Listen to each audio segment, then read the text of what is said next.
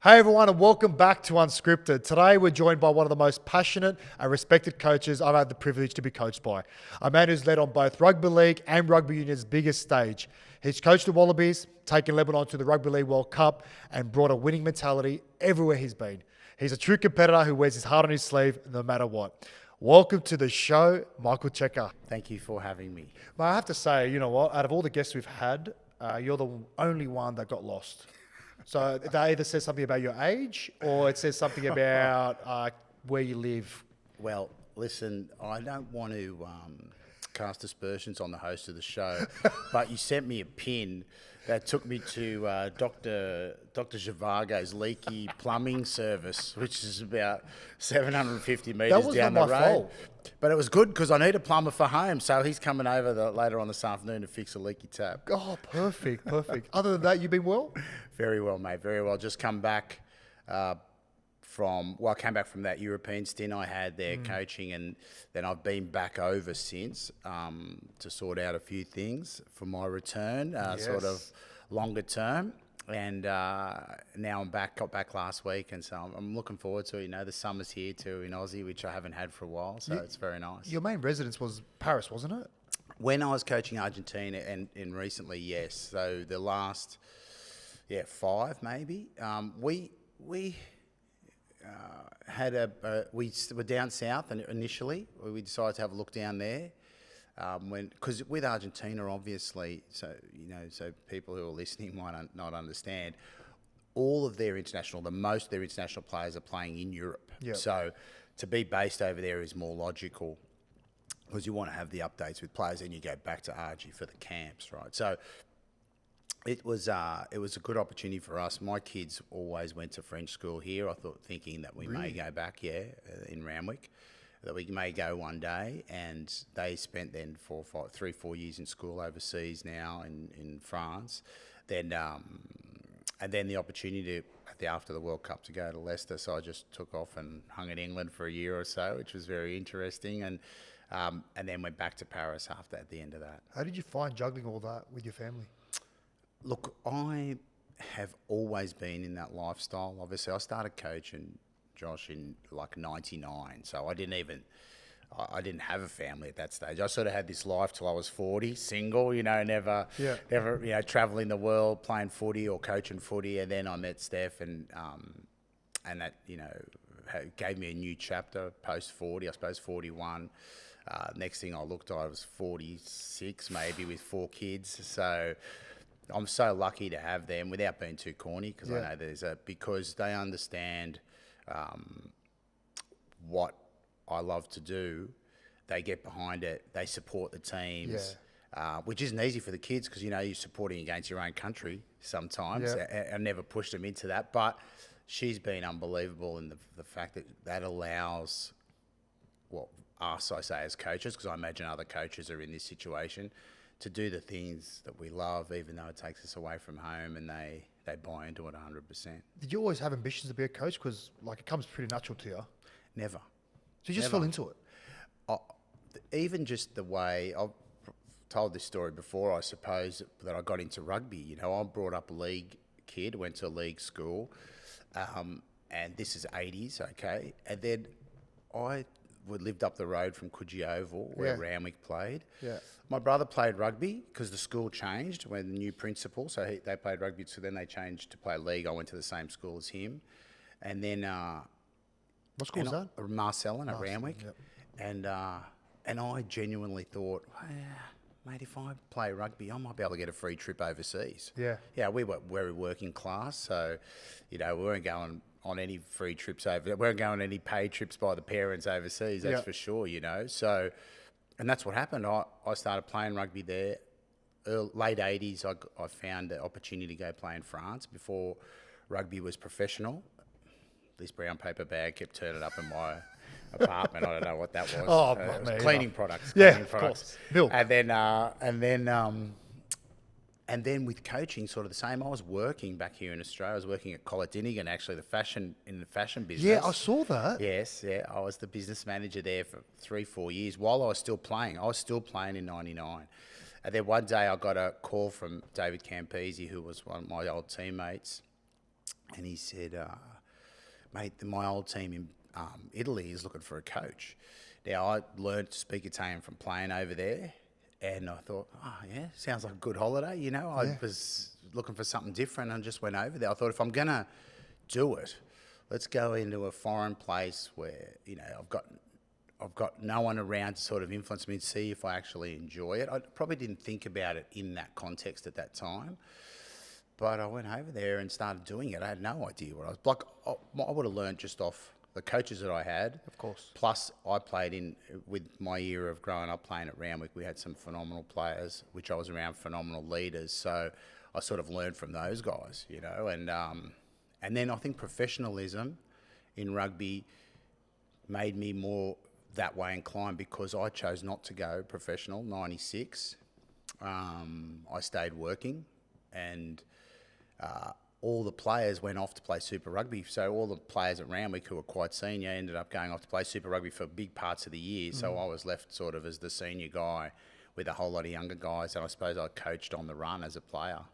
It's amazing. One of your good traits is you're bilingual. Like, how do you learn? How do you know that many languages? Well, I struggle with another language, like besides English. I don't know how you do should be speaking both Arabic and Portuguese. I agree. Josh, I as well as agree. English I hear because, it all the time. But that's the gift of being born into immigrant families. But you get that whole thing of growing up where they're speaking Arabic to me and I'm speaking English back to them. So you get the ear. And I think that you learn, I don't know this scientifically, right?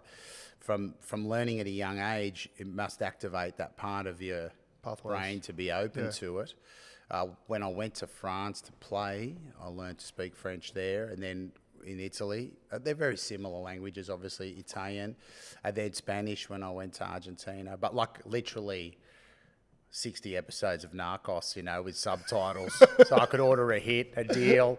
I can relate to that. Then, but I went down to Argentina, told the lads, listen, I'm going to speak Spanish. I'm going to make some, you know, huge errors here. But part of, I suppose, the team bonding was you guys helped me because I think it's the national team I need to speak in your language wherever possible. So, I made some good mistakes, which they hid from me for a while, and they'd have a laugh every now and then at my language, but I think they respected that I wanted to make the effort. That's the word, respected. Like you making the effort to learn their language. Well, I think it's important. You know, national team in particular. I think with the club team, you've got a bit more room.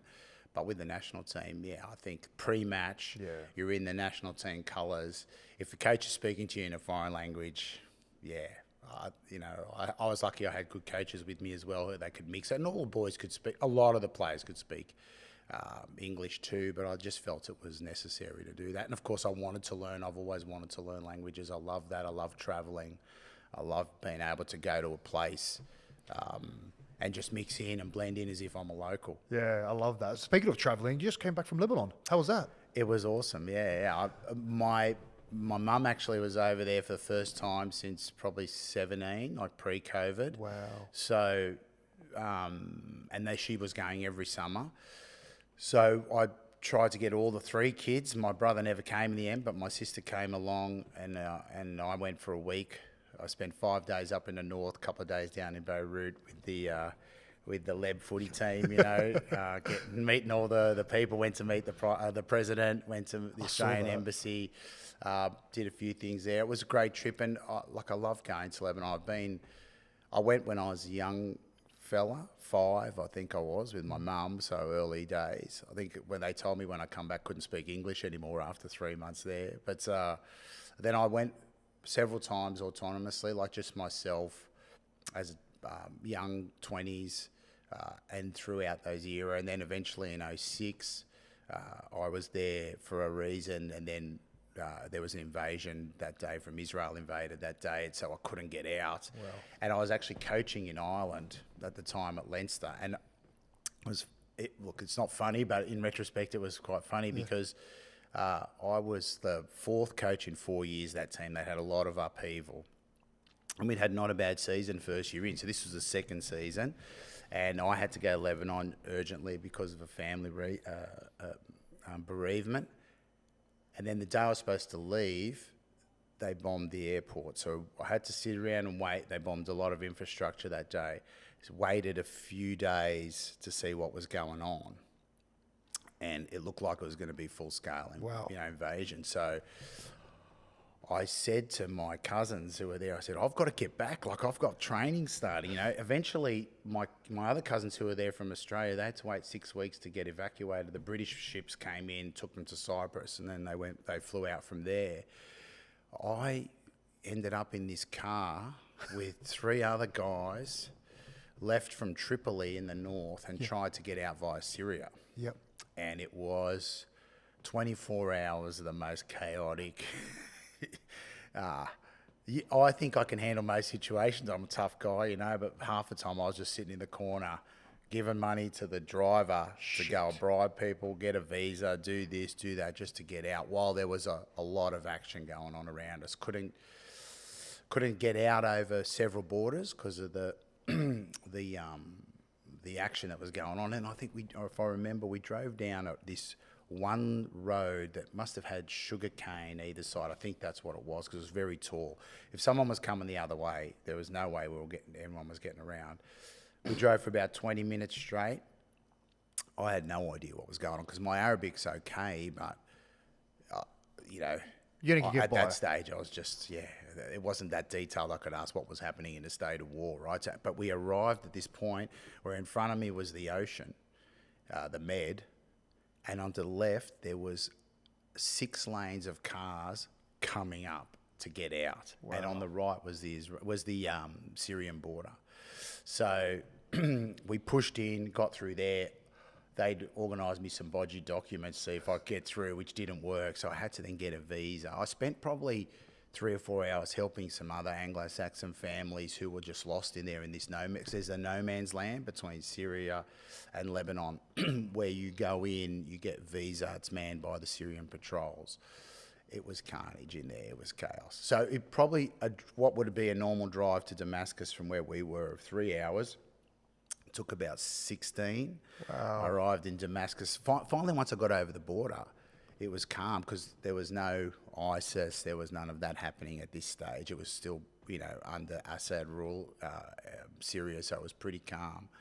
And I remember getting a call from some of the players at Leinster saying, hey, listen, we've turned over so many coaches, we can't lose another coach because of a war. This is ridiculous. Wow. But eventually got there, and then they had no ticket, like I had a BA ticket from Beirut. They just took me Air France from Damascus on that because it was a pretty full-scale evacuation. And then bumped through Paris back to Dublin and got there the day before training started. You are kidding.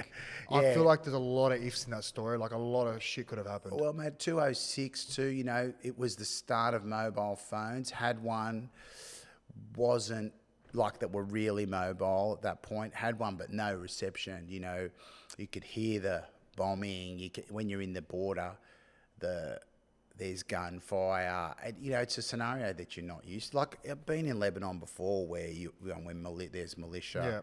Yeah. You see aircraft, or there's probably conflict in a town that's you can see from your village, but in your village it's all quiet, which is quite bizarre. But it's all part of the I suppose that what fabric. Makes us. Yeah, you would know from growing up with that. As an Australian Lebanese kid, you always had that going on in the background. And I had cousins who are now my very close, who came because of the conflict in the 70s. And then, they've made their lives here. But it's part of what you were used to growing up, I suppose. I feel like all those tough times is a big reason why we're so resilient as a people, I find anyway. Yeah, mate, you'll never know, but living in that environment, I suppose, for the folks back in Lebanon is really, really tricky. Like it's complicated. You don't know if it's normal life or if it's war life. Yeah. When I was just there now, one of my cousins who I met, it was really nice. I met a lot of the younger generation who I would have seen it in 06. Where they were just babies, and now they're grown-ups, their own kids, etc. And one was saying they were getting ready to do the marathon, which is a very normal thing, Beirut Marathon, And then the crowd, I don't know if this is automated or not, but as the crowd builds there in Beirut, she's saying, the drones come in, survey, monitor. So it's a different lifestyle, you know, but it's something that they get used to. And considering that difficulty, mate, you can still have a good time there, you know. I agree. You know, it's a crazy country, and it's so good that there's a big community of Lebanese here in Australia. So I think that's added to the flavour of that combo of the Australian lifestyle, the sports, etc. With that Lebanese, I think it goes really well. The great thing about Lebanon as well is like you can swim at the beach in the morning, ski in the afternoon, and party all night, all in one day. Yeah, I've had some incredible, took off-piste skiing once up there in the Cedars with a guy. Like, I wasn't a great skier even at that time, but it was amazing. Like the view, it was just what I wouldn't have expected to be doing at all in Lebanon, you know. So yeah, it's a pretty crazy joint. Well, it's good that you got a good experience this time around. Yes, yeah, for sure. And I think, I think every experience you get there, you got to enjoy, because you don't know if you can get back in there. Sometimes that's why I've been hesitant to go back, because you've got to have an exit strategy. You know, if that something happens, you've got to be able to get out some way, and you haven't been able to do that via Syria. You can't go through the south. So hopefully things will improve in the region as a whole, so that some security for kids, which for me is the important thing, is that they can grow up and have an opportunity to have a good life. Since we're on the topic about Lebanon, obviously you're the head coach for Lebanon Rugby League. What plans do we have in the future for next year? Yeah, I think obviously the difficulty for us over the last few years has been getting games. You know, we're a Northern Hemisphere team playing in the Southern Hemisphere, right? So, which is Argentina, the reverse. Their clubs are playing Northern Hemisphere. They're playing their international footy in the Southern Hemisphere as rugby, right? So you're no stranger to that. No. And so trying to manoeuvre and obviously Argentina are more established in rugby, right? So trying to manoeuvre and get Lebanon a place, whether it's in the PAC championships, or we're not from the Pacific, so we can't play in that. How do we find ourselves a place? Because I think we're a big part of the rugby league community here, without a doubt. But we're getting there. If we keep pushing and keep getting denied, and we keep coming back and knocking, like you said, resilience, it shows that we want to be in here. So next year we've got some big plans, obviously, in the lead up to the World Cup, but also in our preparations for helping the game in Lebanon, growing the game there as well. Beautiful. Which is important, not just to give kids an opportunity to go and play some sport over there, and the facilities that are required. I've been over in Lebanon, doing clinics both in league and in rugby union over the years at different times, and it's surprising how many boys and girls have turned up. It really surprised me to want to play. It's really blown me away. So that's a big part of what we want to do, is obviously try to get facilities over there, not to make it like it's going to be some huge rugby league nation all of a sudden, no. So kids can be playing sports, have the opportunity to play sports over there, and obviously league, that they'll enjoy the chance to see a national team playing, in next year's World Cup, which I know even my own relatives, a lot of them who don't know the game, they were following the game in the 22 World Cup, no doubt about it. And then here, start to develop a little bit more on the junior pathway for Leb kids there's a lot of Lebanese kids who are playing in junior leagues, and also then that leads into Harold Mats and ball and flag with the clubs, and try and get more and more of those players opportunities to play NRL at the top level, because there's some high quality kids there. And then at the next step, obviously the top team, get them ready so they can compete in what's going to be a much more competitive World Cup with only the 10 teams in it next year. I don't know the format as yet, but we'll have several events as we go into the next 12 months or 10 months that will lead in something, whether it's seniors or juniors, something every month that will build up into the World Cup. Beautiful. And you still need me to come on as a coaching staff, or is that offer still there? Of course, mate. You could be doing right now the media role, like you could be doing the coaching, you could be doing the managing, maybe even the playing if you've still got a pair of boots. Hey, I'm a chameleon. I'm a jack of all trades. But whatever you need, check, I'll be there, mate. I'll deliver. Mate, in spades. You've had the joy of playing for both countries, right? So you will have enjoyed different experiences at both World Cups. Sure. I think you can tell a lot of the fellas for sure how enjoyable the last World Cup was Mate, for us. one of my highlights of my playing career, by far. And I think every single player will say the same thing. Yeah, definitely. No, I for believe me, they will. I believe they will, because I think like the beauty about sport, it's an outlet, right? And it's a way to kind of express where you're from and your culture. And when we're playing in England, like you don't really think about, you know, Lebanese in England, but when we were playing the games then, we just saw them out there with the drums, with the flags. It's hard not to be passionate, have pride, and to play for those people. It was just it was a beautiful experience, And I played for Lebanon for the first time in 2009 in Lebanon. And like you said, we're not a rugby league nation, but to see like half the stadium filled, all the people cheering for us. Wow, what an experience. Yeah, and mate, we're going to try and replicate that. I'm doing everything I can to try to get that game. I'll get a match in the lead up to the 2026 World Cup played in Lebanon before we come down here. Because I think not only will it be a great, as far as preparation is concerned, for a lot of the squad that may not be involved in finals at the NRL, but culturally, that'll be an unbelievable experience for the lads. Yeah, connection. I remember speaking to you about Mclaren.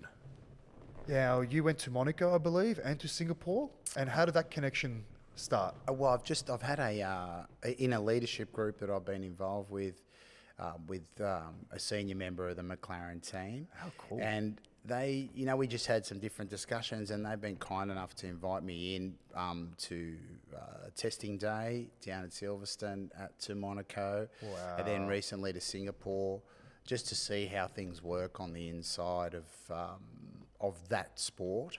And for me, I've been able, even though there may seem that there's zero similarities between our sports, the mindset and the preparation that goes into performing at the top level is clearly apparent. And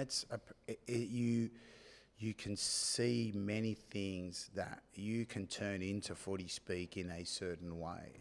And I know that there's a very different mindset around technology and data, etc., that goes into there, but we're into the F1 world. And then we have a different mindset around the human side, getting up for preparation, match day every week.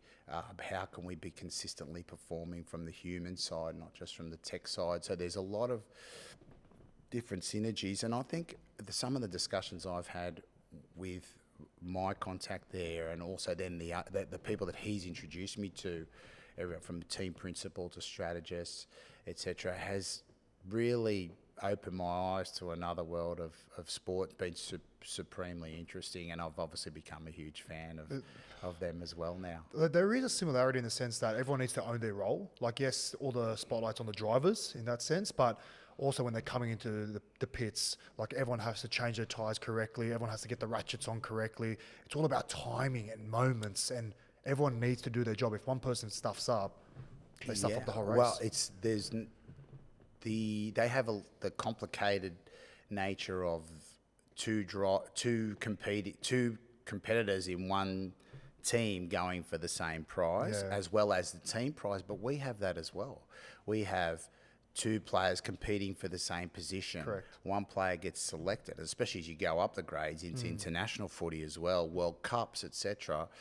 Then that those opportunities become scarcer, and therefore you're working against each other, but with each other at the same time and pushing each other. And I think there's a lot of those similarities that are there. And I think also F1's done a great job around recreating the fandom that goes with it, that people should enjoy from sport as well. And it is still that, but the team nature of it is incredible. That even though it seems very individualistic, it's not at all. That they rely on their team strategists, team principal, the commercial side. Everyone's in it together. Well, listen, any time you want to go with someone, I'm happy to put my hand up. But I thought I'd let you know now. Just a little bit of a reminder. Keep it in front of mind. Definitely. I want to speak about that's been brewing in the behind the scenes is the R360 competition. I'm not sure how across you are with it, but I feel like we're talking about it almost every second day now in the media. Is this something that we've given too much oxygen and respect? Because right now I look at it and I don't see any spokesperson come out and really talk about R360 or promote the brand. I don't know if there's a broadcaster that's really taken on this competition to, promote it around the world. But yet we're giving it a lot of media attention. Is this legit or? Well, look, you'll never know if it's legit until, you can never what I will say when you said pay too much respect, you can never disrespect, especially someone who's coming in as a disruptor, which is what this is specifically designed at the rugby industry, right? I suppose it's interesting how league's been affected by it because it's targeted to disrupt rugby more than anything. And rugby's probably open to disruption, right? Whether it's this iteration, whether it's these guys, or whether it's the next crew. Because like you said, there isn't been much. And the reason I say that is if you look overseas at some of the noise over there, it's not nearly as much as it's been here. Agreed. And more of the noise here has been from rugby league than rugby union, right? So, look, I think it's all a bit of theatre. It's all good fun, you know what I mean? I think the disruption is a good thing as far as rugby's concerned because it'll also, not that I want anything to disrupt the game, but I think it'll also make the powers that are running rugby think about new ways to make the game better, make the game more interesting, have a new fandom come into the game. Will it take off? Well, that will be in, I think they've said that they're going to start off in 26, maybe October or something like that.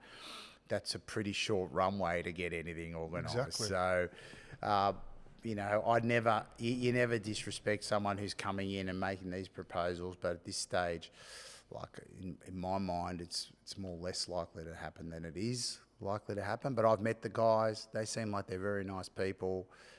So the guys are Mike Tyndall, I believe. Well, Mike's got in the background of the organisation. I think around helping source the funding, etc. The two front men, one is Mark Spores, I think. He's been an agent over in South Africa and England, part of an agency group, if I'm not wrong, that's based in England and South Africa. So there's some moves around. It's obviously, they've got to have something behind them. I believe that the all comes back to money, right?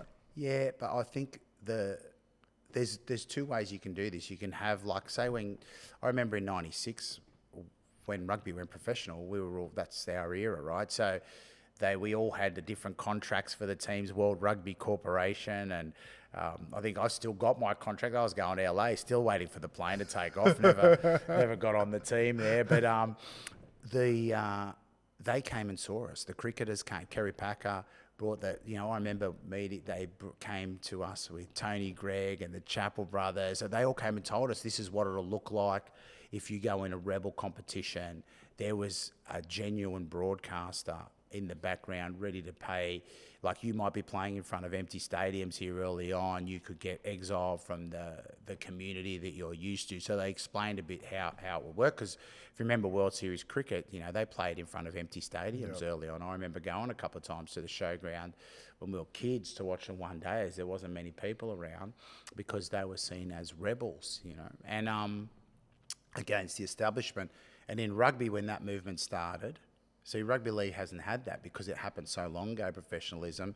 When that started in rugby, the establishment actually then retaliated by bringing some of the main guys from that rebellion back into the fold, but it also triggered the movement to make the game professional because they had to pay those guys to go back, right? And that's how that worked. Now, this is a different type of rebellion in a way. It's Super League-esque, I suppose, but Super League had a slightly different player backing it. Now, the only reserve I sort of put on that is broadcasting's very different now. Of live sports, the broadcast deals that are done, etc., are very different now to how they were back then. Yep. So this idea that maybe a YouTube can cover it or whatever, it could be reverse engineering. So I've got the product, now you come and take it, as opposed to the broadcast money's there, we're going to create the product, and we're going to make it work no matter what. So it could be stage one of a disruption, which could then come in another iteration further down the road, which these guys will get wrapped up in because they have some liquidity because of the ideas if they've done the work. But by the sounds of it, they spoke initially that they'd spoken with international rugby about, we'll fit this into the window so players can still play for their country. That doesn't look like it's happening. No, because definitely not. You've seen that. And understandable. If I'm the federations, I'm doing that for sure as well, you know. So, yeah, like I said, I think I don't want to disrespect anyone in that idea, but I think it's much more less likely to happen than it is to happen. Because I feel like with Volandis, obviously he's made a pretty clear statement that if any player or agent negotiates with R360, it's a 10-year ban, right? But the initial kind of feeling from him, it was like, oh, you know, it's an idea out of a cereal box, you know, it's not really a thing. Like if players want to go and risk their money, risk their livelihood going to play for a road competition, you're going to be punished in the end. But then he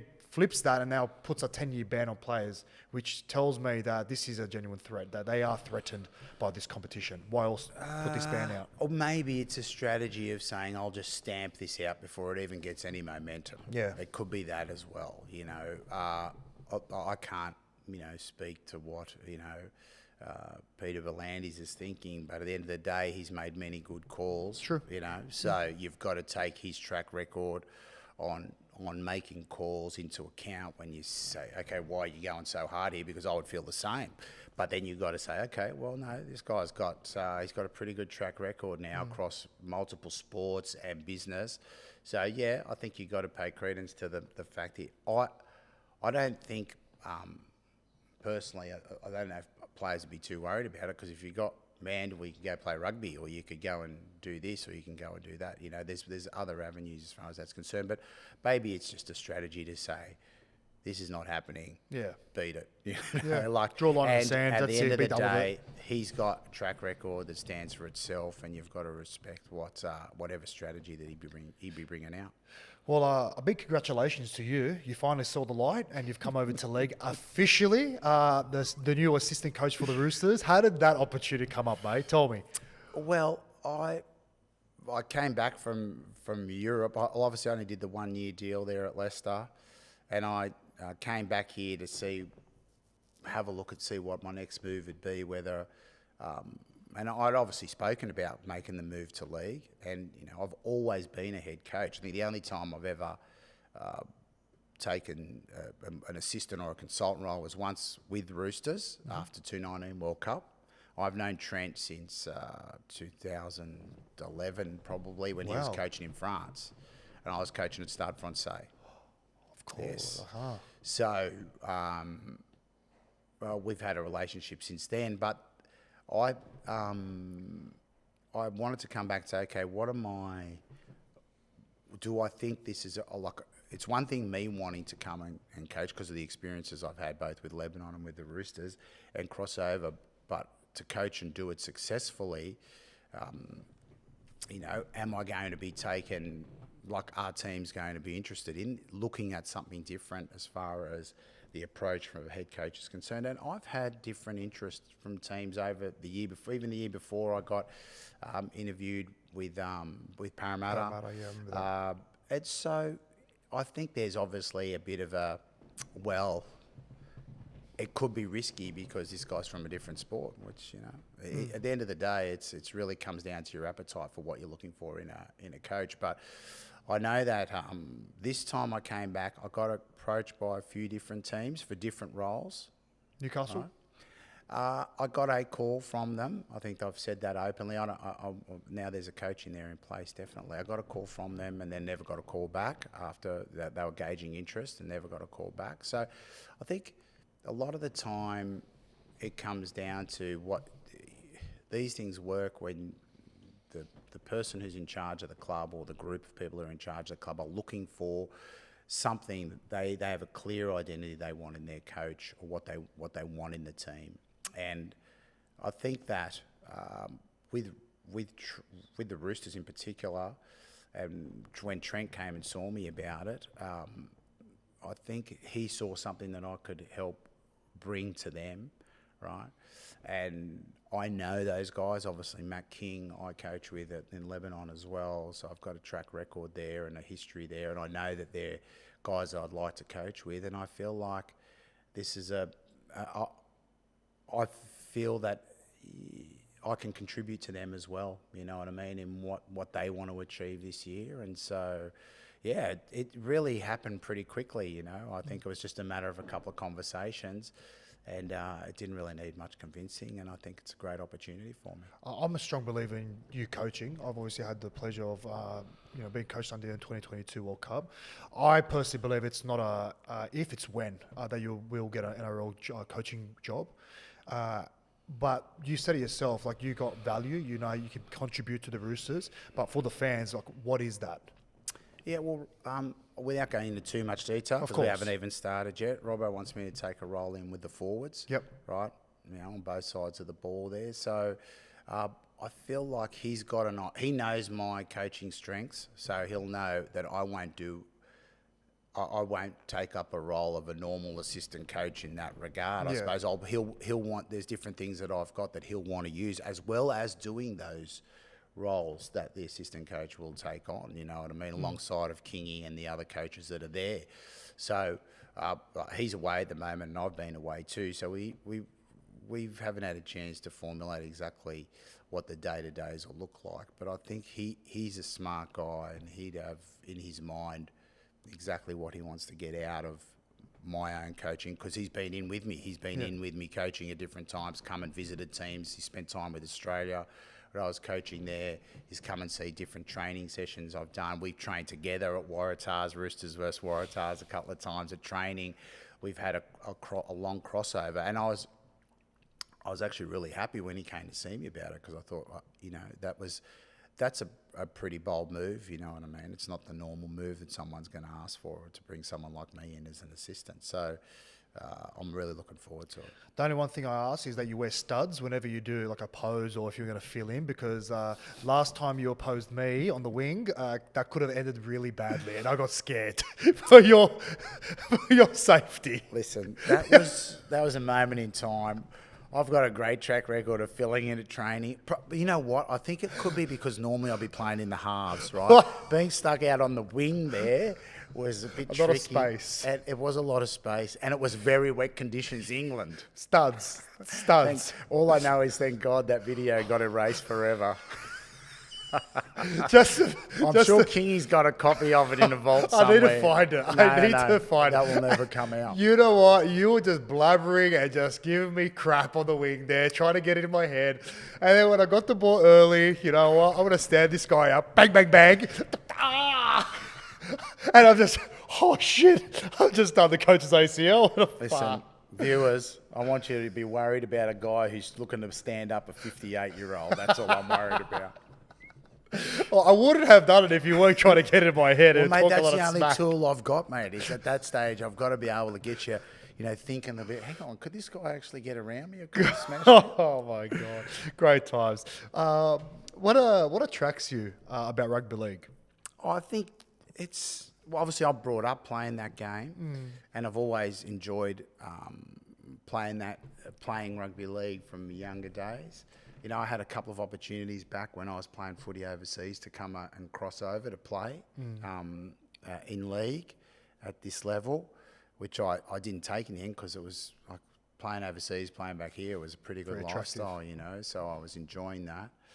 And I think growing up as an Aussie kid, you play both games, you grow up playing both games. My kids are playing both games. They play league at school on Thursday, they play union on the weekend, and you can play both games. And I've always had that infatuation. In fact, once, I'll tell you an funny story. When I was coaching Stade Francais, we had a fair few foreigners, right? And I took the team down to the south of France for a camp with the French Foreign Legion, right? Which was crazy. Can't even go into all of that. But I don't know how this goes on, but we spent the week there, which was awesome. It was so much fun. And then, and they boys had to work hard, obviously, in the training drills with the Foreign Legion guys. On the way back, we organised a training, right, with Lebanon, which is a team. Yes. Rugby that plays like it would be the level underneath. They're the championship Super of France, League. Yeah, right? their Yep. championship, right? Okay. So like a reserve grade, basically. Pretty much, yeah. And they were out of season, but they said we can have a like it was the first we were going to get into as part of our preseason, get into the contact side of the game. Like we had the suits we were going to wear, just smash them up a little bit. I'm thinking about how I would have done it if I was with a team here in an NRL team. How would we set up the game or the drills? That could help us. And we had a few Aussie and Kiwi guys. They loved the idea. So the Frenchies knew a bit about rugby league, not too much. Anyway, so they were all ready to go to training. We rock up to Lebanon. There's 7,000 people. They've sold tickets to the game, like a game, as if we're playing against Stade Francais in a rugby league game. And I was like shocked because, first of all, I'd planned to wear contact suits and all this type of stuff. We had no contact work in our pre-season, and the crowd was chomping at the bit for a contest. So in the end of the day, I spoke to them. We played a proper game. We actually did wear the contact suits. We had the bibs over the top. But at about half-time, or around just after half-time, the manager of our team comes over and says, it's the president of the French Rugby Union asking us why are we playing a game of rugby league in a professional environment. I was going, oh God, crazy. Got myself in so much strife. But I think that whole thing, the crossover, has always been a part of my life, And like I said, all Aussie kids growing up that are playing footy, they're usually into both. They're usually watching both. And no one's really been able to come over from the union to the league and be successful. It's not. I don't want to come over just to, train with the Roosters. I want to be successful with them. There's nothing like holding up the trophy at the end because all of that work is validated. Yeah, of course. That you do. So it's not to participate. That's why I love the coaching part of it. So I think it's just something that has been in me. That it's probably. Now I see the opportunity, and maybe I feel like I've got the experience and the knowledge base to actually achieve that crossover. I think having that time at Roosters and also the time with Lebanon has given me that little bit of extra confidence too, that I can mix it in that environment. I love that. Could you ever see like a collaboration between union and league, like maybe like an exhibition match? Like we've always obviously had like the All Stars. Yes, it's rugby league related, but maybe in the off season we'll have the Wallabies, the Kangaroos facing off against each other. Yeah, look, I think that there's a definitely, all these rebel competitions they talk about. I personally think that the hybrid game in the future somewhere is definitely an option. And I've seen it played in a format that I felt was brilliant, you know what I mean? Because what they did was you played league in your half, and as soon as you crossed the 50, it became union. Interesting. Yes. So think about it. Yeah. With the kicking in all that kicking in rugby, where does it take place? Usually in your own half. Yeah. And then in league, the only kicks you'll get are the attacking kicks down the other end. So that it sort of takes all of the kicking out of it almost, unless it's really needed. And there's a real flow to the game, and you'll have a bit of. I saw it play between two schoolboy teams. This was a long time ago, and it looked unreal, right? And I do think that, if I was going to get into the entrepreneurial side of the game or create get into, that's what I do. I'd go and start a small, not to compete against either of those competitions, to fill a small space in the middle that would give fans something different and interesting to watch, as well as still loving their two games as well. I think and it's almost like the perfect balance of how to play the game. You get the best balance, as opposed to one half league, one half union, because it's so hard to master those skills. And the teams would also be hybrid. Teams players from both games coming into play. So if you combined teams up and you had players from league and rugby in one team, so you could master the skills of both. I actually just remembered something. I think Barker College and St. Greg's are actually doing a hybrid game this year. I think is that right? I don't know about that, but like I've seen it played at schoolboy level, and I think that's really, and you could play with the rules, and a little bit change rules a bit. You could decide how many players you want to have on the field at different times. Yeah. There's lots of variations you could have. It's an exhibition match happening at the Parramatta Eels Centre of Excellence No way. later this year. Yeah. Fuck, that'll be You'll have to interesting. get me a couple of tickets, mate. Mate, we'll go together. Yeah, why not? On me. I've actually, of course, thank you. I've put you some reckon you thought give me into the directions to get there properly, though? Yeah, I like this place. I will give you the directions. You just have to follow them. You have to promise me that. I've actually thought about this as well at length. So I think that there should be 6 tackles, okay, throughout the whole game. I still believe in 6-man scrums. I like a bit more of a contest in the scrums. Take that out of the Union's book. If it goes out, there's no line-outs. I think it's just a tap instead.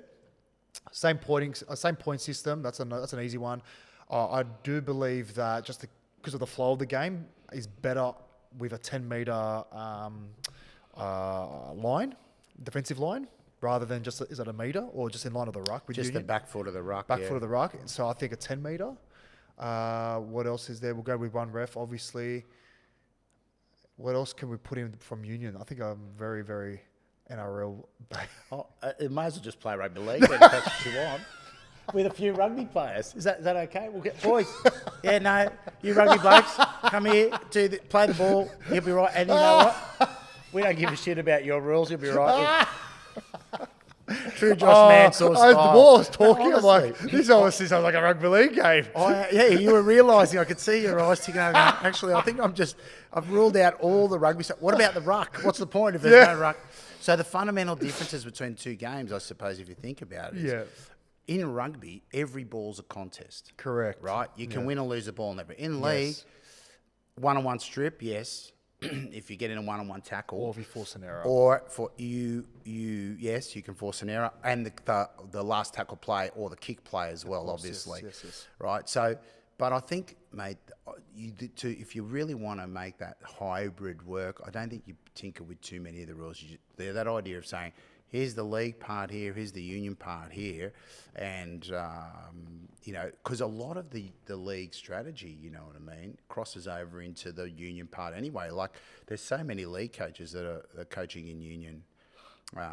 There's been such a I've noticed that. yeah, and they're good at it. Like I've seen Kevin Sinfield in England is coaching with England, and then if you look at the same England, Anthony Seibold coached with that England team. Of course. Mark Gleeson's coaching rugby. Scott Wiseman's now moved into the ranks of Parramatta here in rugby league in the skills coaching, and he's doing a good job there. He's had extensive experience in rugby. He's one of the few that's gone back the other way. There's only been probably me and him at this stage in that side of it. But as far as the amount of league coaches that have come over, the guy who's going to, who's going to coach the Wallabies next is the next league player, Les Kiss. There's so many of them that have come over and added so much. Andy Farrell, So there's a huge influence of league in union, and I feel like the league coaches would also look at union in a slightly different way to see what they could take from it as well. But I think there's been that influence there. So the games, it's the contest part of the game which is the real changing point, and where they be scrums or lineouts or rucks, and they're the things that you have to adapt to in any type of hybrid game. Of course. Now, more on a personal level, you've obviously had an incredible career. You've lived the highs, you lived the lows. But if we were to break it down, what's your best and less moment? Like, what has been the highlight of your career and the one moment where you had to question it all? Well, mate, the one thing I'll definitely say to you is that I'm never looking backwards until I'm finished, because this is going to sound like too gun ho and all of that, but when you're coaching, you've got to be thinking what is going to be my the highlight of my career, or it's not even a career, mate, because I've got to go and get a real job one day, right? This is a pleasure coaching footy. It's a joy, and it's something you'd be doing even if the game wasn't professional and you weren't getting paid for it. You'd be coaching a club team, or you'd be doing something on the side of whatever you're doing for work.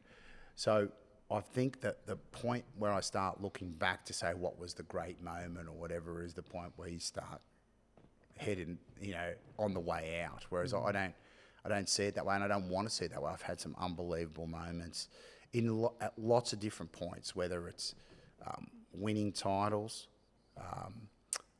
losing World Cups.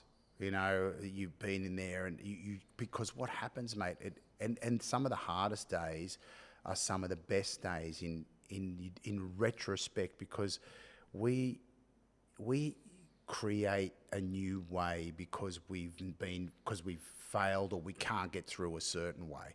We try this, it doesn't work, so I have to adapt to get a new way in order to get to where I want to go.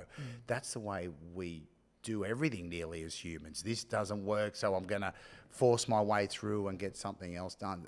Even in the last year at Leicester, we played in a game where we got pumped so bad. We actually didn't even play that bad. Everything went wrong, right? It's the most points I've had against as a coach ever, I think, right? Wow. So when that happens in a season, right, I made some decisions off the back of that. No one's thinking that we're going to make the final of the competition, your own competition in the same year, right? I remember at Leinster when we won the European Cup, in the January of that year, we lost a game in the south of France.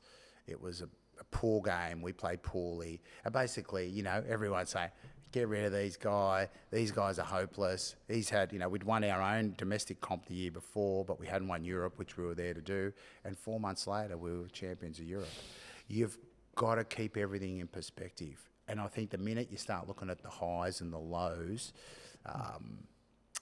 it becomes a bit too retrospective. It's about reacting or proactively getting ahead of what you think is coming next, or reacting to something and understanding when to make the decision. I can improve by doing this because I can't do that, or I can't get through this way, so I need to get better in this. And that's always been I love that. my thing, because that's the way you force your way forward, and I'm not ready yet to go back and say, oh, what was the best thing, or what was no, I still think the best things are still to come. Yeah, I think that's in a lot of what's the mindset of a lot of professional athletes, because when you're in the thick of it, you don't get to really reflect and sit back to see, okay, what I've accomplished, but also, okay, the missed chances I've had as well. But it all happens when you hang them up, like you said. I think so. When you decide, but also I think for people to understand that the missed chances or the hardships or the things they're the necessary. You don't want to have them, right? If you can go through and win the comp first try, well done. That's unreal. But then you've got to go, okay, now I've got to back this up. Like they're all coming after me next. There's always a course you've got to take based on what you've experienced. Course you've got to take based on what you've experienced in order to go forward, be better, and then succeed. If you don't take that, then it becomes much harder to do any of those things. You might hit a bit of luck, sure, I get it, right? But in my mind, the process of starting to reflect, because I often get asked those things if I go and do a talk, or if I'm, and I don't even want to think like that, because you've got to keep developing, evolving, and it's changing so much, both the game and the people who are playing the game, which is what we've got to, lead, or coaches have got to lead, are the people playing the game. So the people playing the game are actually changing as well, and you've got to get the best out of them. You've got to be able to understand them. I love that. Speaking of that, you've had the opportunity to coach the Wallabies, you've had the opportunity to coach Argentina, completely do different types of cultures and whatnot. What was the challenges that came with that, with the Wallabies, and the challenges that came with coaching Argentina? Well, I think challenges are always there, because you want to do your absolute best. With the national team experience it's so important, because the whole nation of kids who support the game are going to wake up the next day after you play happy or sad based on the results. My kids are the same, and so there's an extra layer of responsibility to get things going. So there's challenges that are, I think, dependent upon the scenario of each organisation. So my scenario with Australia was very different to the scenario with Argentina. They're different setups, different ways that the boards are run, different structures as a whole, and obviously both incredibly enjoyable experiences. Like for me as a kid growing up, like an immigrant kid growing up and playing rugby back in those older days, there to be thought of that I could coach my country was like, I couldn't believe it. It's like a dream gig, right? Well, it's not even a gig, mate. It was like I didn't think it would even Be reachable. Well, yeah. I've always was an outsider in the game, you know. I think as a player as well, never got to play any rep footy. Like I said, played overseas when I was younger. And then you come back and play here as well. So you play 12 months of the year. Not many guys were doing that. That was by my own choice, you know what I mean? Not many people would have backed a Lebanese man to coach the Wallabies. Well, you know, I think that... and I suppose it came out of necessity. The coach quit. I was coaching Waratahs, and we'd won the comp, and you know, it just sort of happened. And I don't think it's a decision you would have thought about either. You wouldn't have given it that much thought. What I'll tell you, I'd had conversations with Argentina already back at that time about coaching then, because you know, because I've had a long association with Argentina through coaching some of their players I've got to know. But then when the opportunity came to coach Australia, obviously I said to them, this is my country, you know what I mean? And they were more than happy with that. And that's why I've always had an unbelievably good relationship with the Argentinians, like as far as respect and how things get done, because they understand that. Even when I coached them and I told them I had my commitments with Lebanon, with the Cedars, that I could miss some games. I don't know how you juggled that. I could miss some games, and they said, "Yeah, no worries." Which I couldn't believe, because they understood how important the heritage part of that was. And in the end, I didn't miss any games. I stayed. Like, I got tripped. You know, I did the 2 games in 1 week one time, and then there was one game in South Africa where, you know, I took off straight after the game to get back for a game here. I missed the thing because it's hard to leave your team, you know what I mean? Like, especially at that level, that's you know, it's hard to do that. But I think I've been, you know, I know it's quite corny sometimes, how grateful, but like I've worked hard to be in that position and taken plenty of risks as well, but calculated, and I've respected those positions for what they are. Coaching Australia is like so important, and I loved every minute of it, even the hard times, because there's hard times in the game that you've got to get through, right? And if I'm the person in charge at that time to help guide through those hard times, then I love that responsibility. And the same, you know, across the board with those things. But it can get tricky when you've got to start learning not only, well, you obviously know your own anthem in English, right? But then I've got to learn the RG anthem in Spanish, and then the Lebanese anthem. And that was tricky. That was tricky. I had the eyes down trying to pick it up, but it was those things were the best. Like, those moments when those things, they're really quite emotional parts, which is not always part of what you're doing. You're trying to always keep a control of the emotions, but when those moments come, they're extra special. I love that as well. Like, whenever we finish a training session, or if we're about to start, we're on the way to a training session, we're all in the bar singing the anthem. There were times where we're just in the lobby of one of our floors, and just everyone's sitting on the carpet, and we're all just singing the anthem together. Yeah. It was an unbelievable experience. I love that about our trip. Speaking on the Wallabies as well, before I forget, like, I feel like in recent years, it's, you know, it's fair to say it is a dream gig, but it's almost somewhat of a poison chalice. Like, I feel like coaching the Wallabies comes with, I guess, a certain expectation that a lot of coaches haven't been able to meet, and I can't help but say, like, I feel like the Wallabies have lost a little bit of the shine. I know the World Cup's coming up, and I feel like we're regaining that popularity for the Wallabies, but in your experience, like, what was it like coaching the Wallabies? Like, well, first of all, it's definitely not a poison chalice. It's like an honour, and an absolute pleasure. It's not a poison chalice at all. I think maybe the organisation, like the Rugby Australia organisation, have made it tougher than it needs to be for the coaches. All the coaches that have been coaching there, I know for myself and for the guys after me and the guys before me, they're all excellent coaches. They've done excellently in other places as well, right? I think sometimes the parameters that they put around them haven't encouraged them to succeed, those guys, you know what I mean? They, you know, for one reason or another. But then there's other things around. When I talk about that, I mean, you know, what's happening in Super Rugby, how is the development of players, what's our junior what are the junior flow through rates coming, so the best players are coming through to play rugby, all those types of things, you know. So the the guys who steward sometimes through those more difficult times, like I know there was a difficult time before I took over, when Ewan left, and then before him, the coach was there, and we got to World Cup final there, that comes also from the changes, the work. When I went to Argentina, the hard work and changing some things that had been done before me by Mario Ledesma, for example, helped me benefit when I took over and was able to take the team on, because some of the more difficult things were already done, you know. And I feel like no matter what, the shine of the team and the honour and the pleasure of representing your country should also. I feel like the group that's playing now, they're starting to feel that a little bit more. I think that's I feel that been too. player driven too. I feel a lot of that's happened. I think the captain's led a lot of that in the way he speaks, even in public. I really like that about him. And I feel like they're getting their own confidence. The players need to have that confidence to take the ball and run with it, you know what I mean, as well as the coach. And but one thing, mate, I know you say poison chalice. It's not a poison chalice. It's a beautiful game.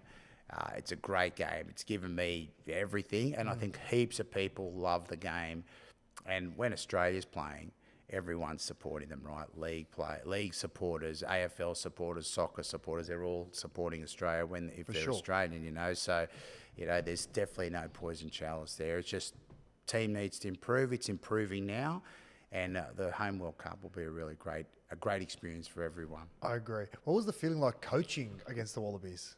Yeah, it was weird. Yeah. It was really weird. It was, there was a game we played, I remember, in Argentina, and it was tight early on, and then we ran Argentina. We ran away with it at the end. It came up to quite a big score. And I Wasn't it the remember biggest win for Argentina against the Sorry? Wallabies? I believe it was the biggest win by Argentina against the Wallabies. I don't know, but at the end we scored a try, and I was jumping up in the coach's box, and and then I had this moment going, hang on a second, like, that's my country I'm supporting against. So I started welling up like I was going to cry, you know, like, it was weird, but I was happy, obviously, because we were winning, you know. But you know, you definitely can't trade the love you have for your own national team, you know, even when you go against it, in that regard. And you know, it was a very different experience,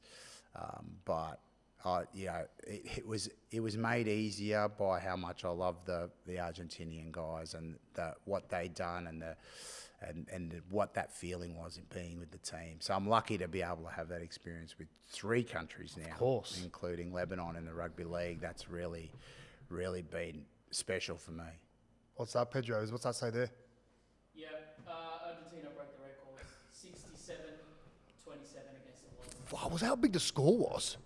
Oh, I Jesus. can't remember the game. Yeah, but Far out. the score, but that was it. Yeah. Massive win.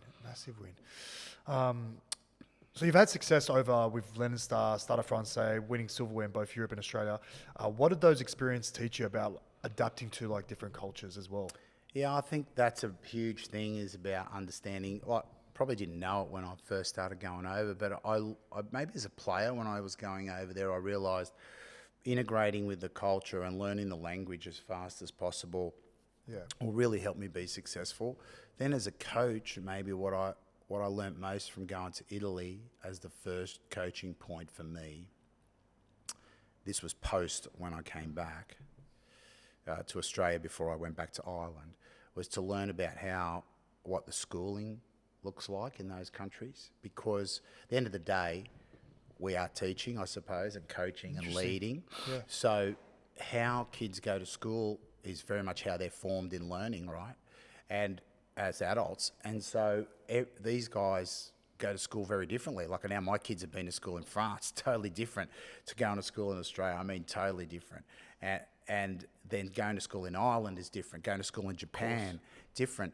Going to school in England, different. So understanding how that I would read about how what the schooling looked like, what the methodology of the education is, etc. Not to like pigeonhole anyone, but just to have an understanding of, okay, what's probably the most likely method that these guys are going to take in information as quickly as possible. Interesting. You know, and then there's some things that go outside, obviously, of all of that, is understanding the personalities inside of the team and how to best communicate with those guys with that framework in mind. You know, I just remembered as well, when we played against Australia in the quarterfinals in the World Cup, I remember when we were running up for the warm-up, and I had kind of a similar feeling when we were playing against them. I remember I was like, it was so in tune in my head. I was running out, and I was running out towards the side of the Aussies, and I'm like, I stopped on the 30 metre, and I'm like, oh, what the fuck am I doing? And I had to run onto the other end. But yeah, like you said, it was a very weird, feeling playing against them. But at the same time, when you're playing, like that's it, you're dialed into the game. Like, you know, you're there to get a result. Man, we had some great games that year as well. I remember Ireland disrespected us in the media. We tailed them up. I love looking. I reflect back on that New Zealand game, the first game of the competition. I remember we were leading at half time, weren't we? I don't know, but that was one of the best games of that tournament, I think, for us, because, you know, obviously New Zealand logically thought they were going to, you know, give us a bit of a tonking, so that was okay, and even then to take advantage of that, and, you know, get in there with a bit of niggle as well that comes into it, etc. afterwards. And then we got a player sent off, obviously, Thanks, through Adam. the game.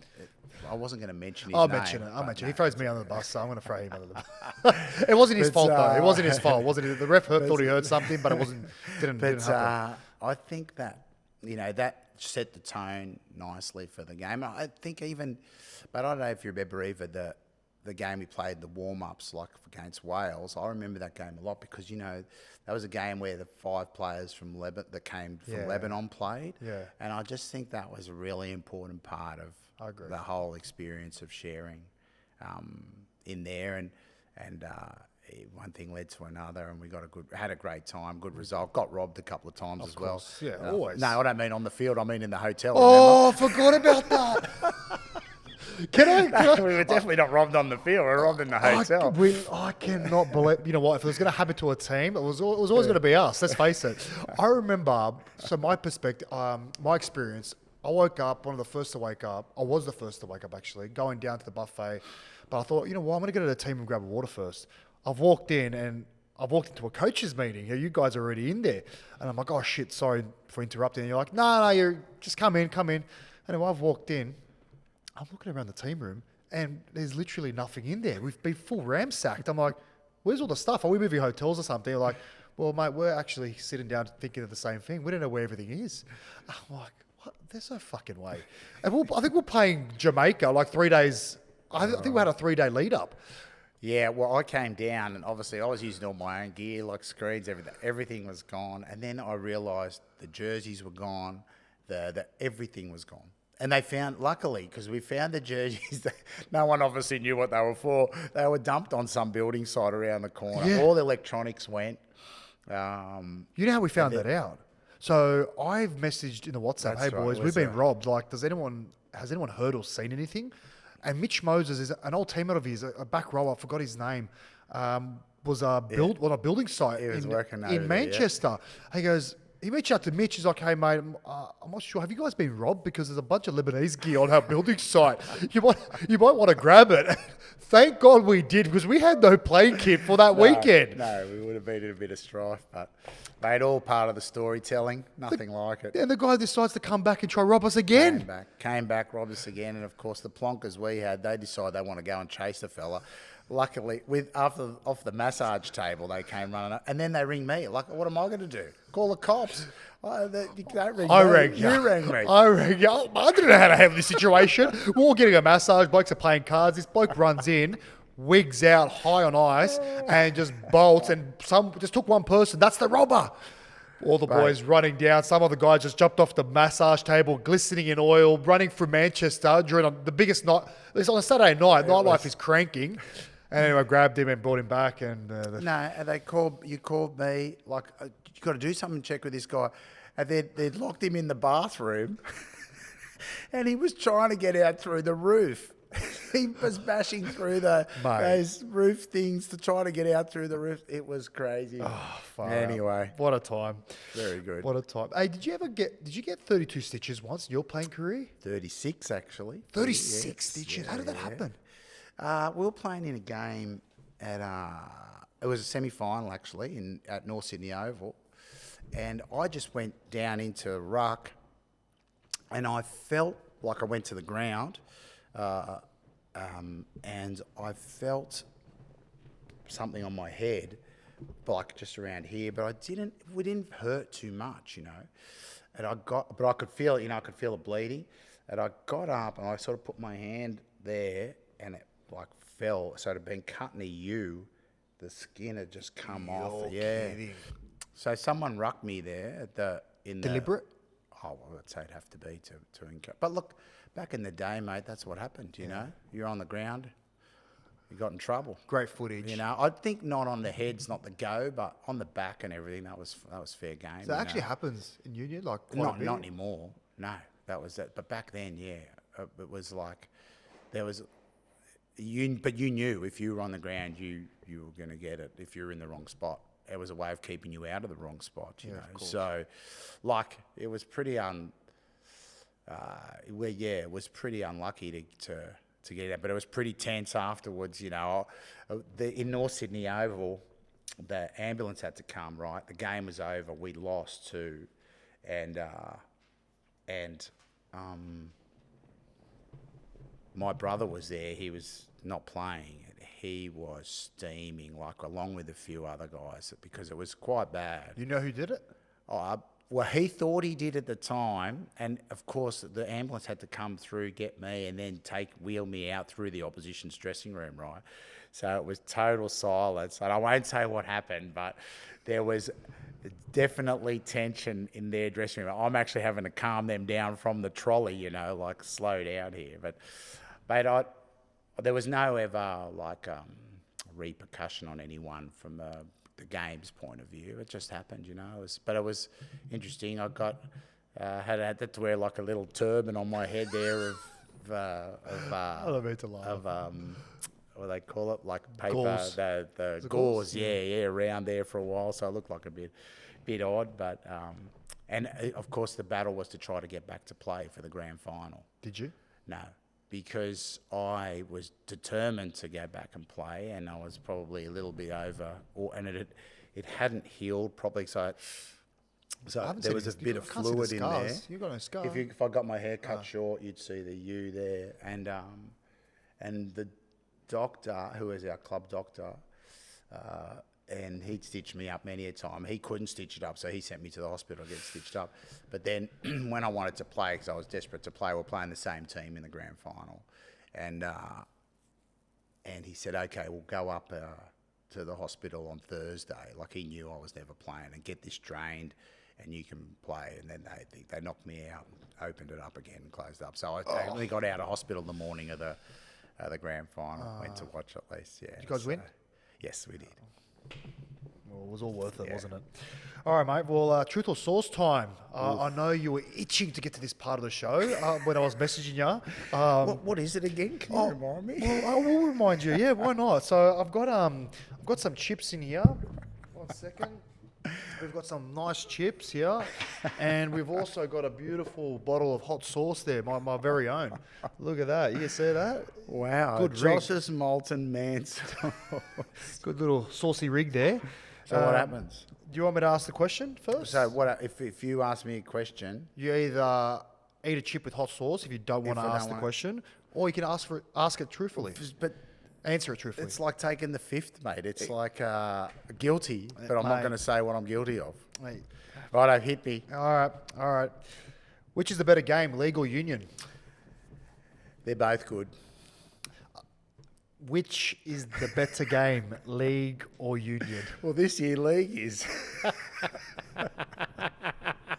I knew it was This going to... year coming league is. Last year union was. There you go. It's simple as that. Nothing like being a confused boy, that's what they say. All right. Who are you taking as your halfback, Mitchell Moses or Nathan Cleary? Well, he's obviously a favourite because I've coached him and played with him, and obviously I've met Nathan Cleary, and he's a champion fella and obviously a champion player. So I coached Mitch, so I feel like I know what he can do. I love Mitch's running game. Well, I'm very lucky to play with both of those guys, champion players. Yeah. Question 3. Who's the worst player you've ever coached? What? Josh Mansour. Oh! It's easy. I'm not having the sauce. No way. I was the 4th top You try asked scorer me- in that listen, World Cup. You 4th. You are bullying me into either sauce or answer, and I'm giving you an answer I don't want to give. Don't you cut but that I'm up. going to give Don't it. you cut I'm that going up. to give it. Oh, God, you're too smart. That's me. There, fuck. You got me with that one. Fuck, you got me. Do you have any questions for me? Well, I have to have one for you, don't I? Okay. You don't have to. You don't Okay. have No, I will. Oh, I've thought shit. about it. So, So, I'm going to lean on the heartstrings here. It's 2026. yes. You get picked for the Kangaroos and the Cedars. Oh.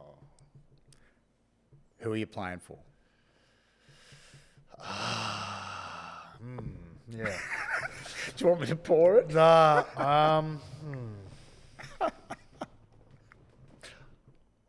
I'm gonna say Cedars. Just off the back of my experience, like this, I'm a proud Aussie, staunch Aussie. Love everything about our culture and about our country. But playing for the Cedars really touched me in a way that I could never describe. To see the emotion and the joy that it brought my dad, my uncles, my aunties, my cousins, was priceless. Yeah. And you know what? Not even my family, but the people, the way we connected with people, the way we, just that connection. I keep saying it. That connection is just, it's something that you just can't describe, Cheik. And for me, that really, that was a moment that I'd love to reflect on. In my playing career, and that was putting on a Cedar jersey. Mate, I think it's a brilliant answer because, especially now you see a lot of the boys that are, whether it's Samoa or Tonga or whoever, how they're deciding who they're going to play for. I think it's done with zero, so people understand too, it's done with zero disrespect to what the other option are because we're all Australian, Lebanese, or my dad would always say he's a Lebanese Australian because he was born there and he came here, and we're Australian Lebanese because we were born here and we can go there. Yeah. And I think that bit you said then about how it affects your heritage family, like your parents who may have emigrated to away, but that's a sort of connection point, and I think that's why it has that extra little bit because I'll tell you now, if Mitchell's picked for Australia, if you were picked for Australia in the time you were picked for Australia, the first people who are clapping you on your selection and wishing you the best are the players from the Lebanese team because to us that means this guy, as much as we want you to play in the Cedars, we'd say this guy's reaching the pinnacle because Australia are the best in the world in rugby league, and this guy from our heritage is playing in that team, and that's absolutely brilliant, and that's what we want to see. Love that. Anything else? You got? No, all good. One only. That's it. One God, only. Mate, I can't think of any other questions. I got no others. That's it. I could ask for your bank balance, but that probably won't go down too well. No. We're not going to talk about that. Not going to talk about. I got to ask the same thing. Just quick ones to wrap up. I've already asked you about your best moment. Toughest loss you've had to accept. I think we all. I hate using. Oh, you're a sore loser. Like, I think everyone is, and I think I've heard you say it actually, everyone's a sore loser. Who the hell who likes winning, losing? So, like, is there one moment where you have to, like, really question, like, it was a tough moment? I don't know about, when you say question, you mean question my own ability? Yeah. Oh, yeah, there's been a few of those, when you have bad games, you perform, your team performs in a manner that you haven't prepared them to perform, you have to take that responsibility on. But for sure. Yeah, I have to go through that every game we lose almost, because you go through that process of what haven't I done right to make sure my team's winning in this game, and then you try to improve back. It's almost like try to process the it all. Day of mourning, it's more mahfa for us Lebs, right? And then, okay, I've had the support, I'm back up on the next day. You go through that to get back up for the next day. I think that the toughest loss would be losing the World Cup final. You know, you're so close, so close. And you had to get so hard to get to that point. But I don't think it's a corny thing to say that all of those hard times always end up leading to the times of success. And success is hard, mate. If maybe 5% of all players or coaches in all competitions ever win anything, if you think about it. It's true. And how many players. In any code. Yes, in any sport, in any code. It's because it's hard. And you've got to be persistent to get there. One player you've coached that left a lasting impact on you? Oof. I know there's been a few. There's been a few, yeah. That's tricky. I think I'd go back then in order of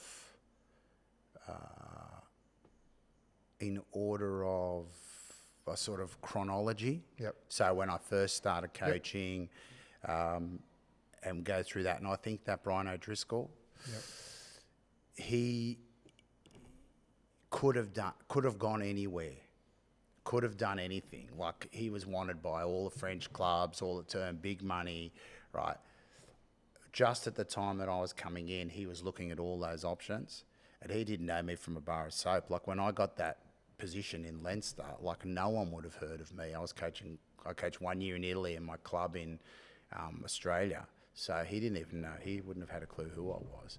And I had to sit down with him and said, give me a year. I'll show you these things here. And at the end of the year, if you don't want to, if you think that we're not up to it as a club and we're a team and that it's not the right direction, gone with the blessing. Yeah. And he backed it, stayed in there, and we've stayed friends ever since, you know, right up to this day. I was just talking to him last night, you know. Yeah. So I think that type of, to have that type of skill and ability that he had, he's known as one of the best players ever, and then make that type of commitment because he's dedicated to winning with his club, that makes a big difference. I love that. One word that sums up Michael Cheika.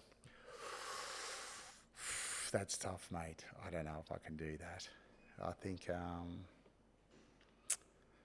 I'll save it for the very, like, when you're looking backward, I just can't. I think the fact that I can't do it, it tells a little bit about me. I like to think that I can drink champagne with the king and queen, and I can just as easily have a beer on the building site with the boys, you know, and mix it across with anyone, anything, because I want to see the interest that I can have in connecting with that person. You're an absolute gentleman, mate. Thank you so much for coming on the show.